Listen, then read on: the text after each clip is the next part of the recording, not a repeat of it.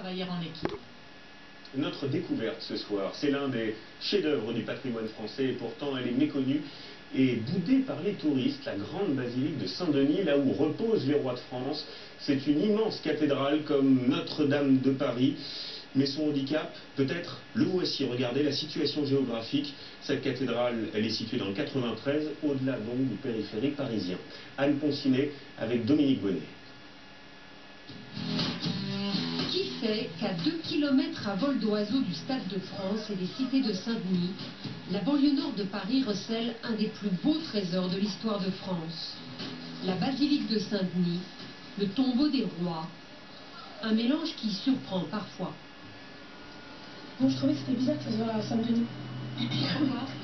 Tu ne fais pas oser le melting pot. Dans quelques instants, je vais d'abord dire quelques mots donc sur le roi Louis IX, dit Saint-Louis, puisqu'il a été canonisé donc à titre posthume. Il va 1500 ans d'histoire, 43 rois et 32 reines ont été inhumés ici. Leurs tombes plus ou moins monumentales sont dispersées sous les voûtes gothiques de la cathédrale ou celles romanes de la crypte. Beaucoup de visiteurs se demandent pourquoi ils ont tant tardé à venir. On va voir des choses plus loin alors qu'on ne regarde pas ce qui est à côté de la maison.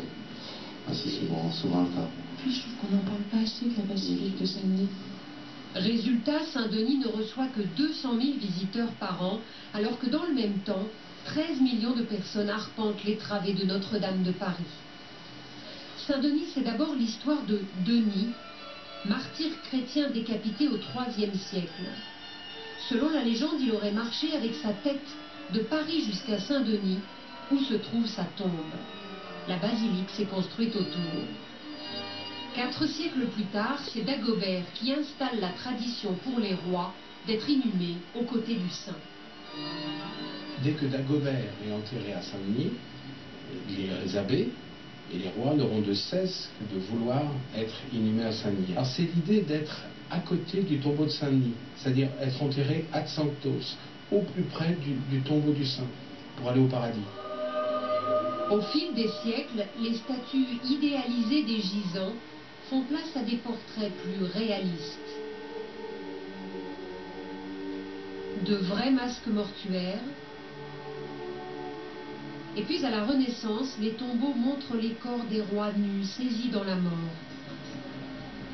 En 1793, les révolutionnaires sortent les dépouilles des tombeaux pour les enterrer dans une fosse commune. Par la suite, les restes ne pourront pas tous être identifiés. Ils reposent ensemble dans la basilique. Les traces de plus de 1000 ans de monarchie mériteraient sans doute plus de curiosité. Quelques amoureux du lieu militent pour son classement au patrimoine de l'UNESCO. Voilà.